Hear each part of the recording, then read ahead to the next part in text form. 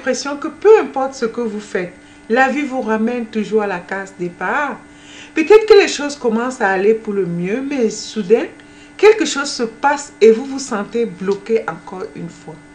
Si ceci vous parle, restez avec moi parce que dans cette vidéo, nous allons analyser pourquoi cela arrive et comment vous pouvez commencer à faire des changements réels et durables. Bonjour, mon nom est Cécile Captieux. J'aide des professionnels comme vous à optimiser leurs ressources personnelles, c'est-à-dire leur temps, leur énergie et leurs finances pour qu'ils puissent vivre du bien-être tout en atteignant des succès. Donc, beaucoup d'entre nous se retrouvent piégés dans ce cercle, ce que j'appelle le cercle de l'échec. C'est comme une boucle où les pensées et les comportements négatifs se répètent sans fin. Et voici pourquoi. C'est parce qu'au fond de soi, certaines personnes croient que je ne suis pas à la hauteur ou je ne mérite pas. Quel que soit ce qui vient après, je ne mérite pas, c'est ainsi qu'ils se voient à l'intérieur. Et donc, cette croyance se manifeste de plusieurs façons. Parfois, c'est peut-être se sentir comme un imposteur. Peu importe nos réussites, vous avez l'impression que je ne mérite pas. Et donc, c'est comme si vous attendiez que quelqu'un vous démasque et dise « tu fais semblant ». C'est un peu ça qui se passe. Donc, la peur vous freine. La peur de l'échec, la peur du succès aussi, parce que si le succès, ça veut dire qu'on va avoir d'autres nouveaux engagements qu'on n'avait pas et on a peur de ne pas être à la hauteur. On a aussi, parce que avoir le succès, ça veut dire qu'on entre dans un territoire inconnu, dans une zone où on est incertain de ce qui nous attend. Et donc, il y a aussi la peur de faire confiance aux autres, la peur d'être blessé et d'être aussi vulnérable. Donc, ces peurs-là vont aller nous empêcher d'avancer et nous maintenir dans l'immobilisme. Rester dans ce qui est aussi confortable, ça constitue l'une des peurs. Comment ça se passe? Mais lorsque les choses deviennent difficiles, on évite l'inconfort et retourne à des habitudes qui sont familières, même si cela ne nous serve pas. Donc, c'est ce que peut vraiment vous prendre dans votre quotidien.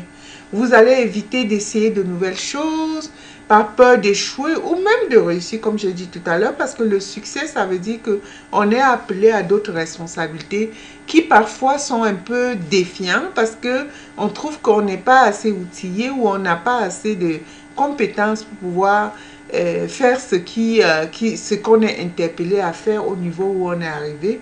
Donc, on va se contenter des relations ou même des emplois où est-ce qu'on ne se sent pas respecté ou même pas traité selon notre valeur parce que ça semble normal et naturel pour nous. On va peut-être aussi minimiser nos succès et ne voir que, c'est un peu comme détourner notre attention plutôt vers les erreurs qu'on commet que par les succès ou bien des occasions de réussite qu'on a réalisées. Et de l'extérieur, les gens vont nous percevoir comme une personne qui a réussi, mais à l'intérieur de nous, on peut se sentir bloqué, parfois malheureux ou déconnecté complètement de notre vie. Donc la bonne nouvelle, c'est on n'est pas obligé de rester coincé. Le premier pas, c'est vraiment la prise de conscience. Reconnaître les schémas et comment est-ce qu'ils se manifestent dans notre vie à nous. Et voici 3 questions que je vous invite à vous poser. C'est vraiment la première, c'est se demander si on se concentre plus sur ses échecs que sur ses réussites. Et la deuxième, c'est vraiment se demander, est-ce que j'ai peur de prendre des risques parce que je pourrais réussir ou échouer? Parce que par exemple, si vous avez envie de réaliser un certain objectif et que vous réalisez que vous avez plutôt peur de réussir, je crois que c'est assez facile de se laisser aller, de se motiver, de devenir un peu comme une petite maman pour soi, pour qu'on puisse prendre les actions, aller mobiliser les actions qu'on a besoin pour réaliser ce qu'on veut vraiment réaliser.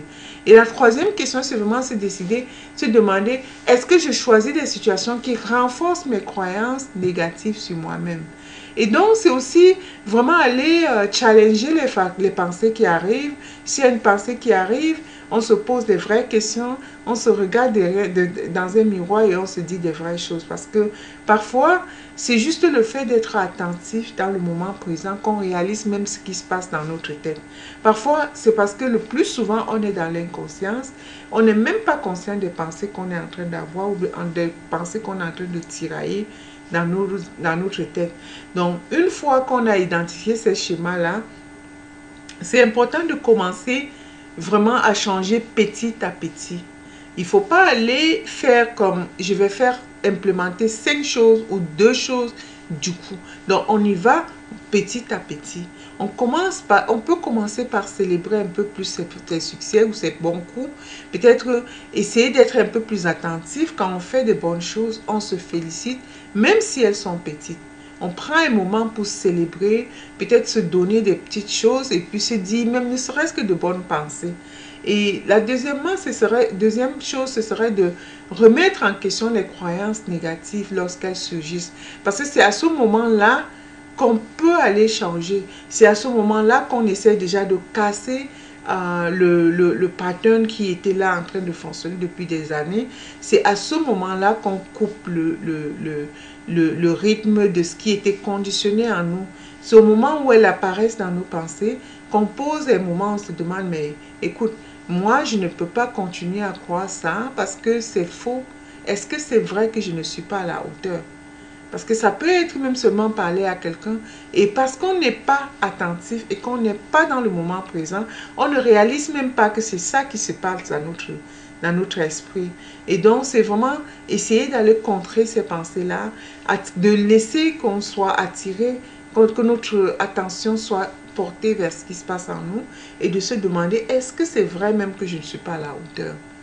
Et puis, la troisième chose, c'est vraiment se donner la permission de réussir, de ressentir de la joie et du succès parce qu'on le mérite, parce qu'on est vivant, parce qu'on est un être humain et parce qu'on le mérite. Donc, et pour finir, si tout ce que nous venons de dire dans cette vidéo vous parle, j'aimerais vous aider d'aller plus loin. Et cette semaine, je suis en train d'offrir 5 consultations de karaté gratuites de 30 minutes pour aider des personnes qui se trouvent coincées dans un tel cycle à aller de l'avant. Et je vais laisser le lien vers mon agenda dans le bas de cette vidéo. Vous pouvez réserver votre place dans mon agenda.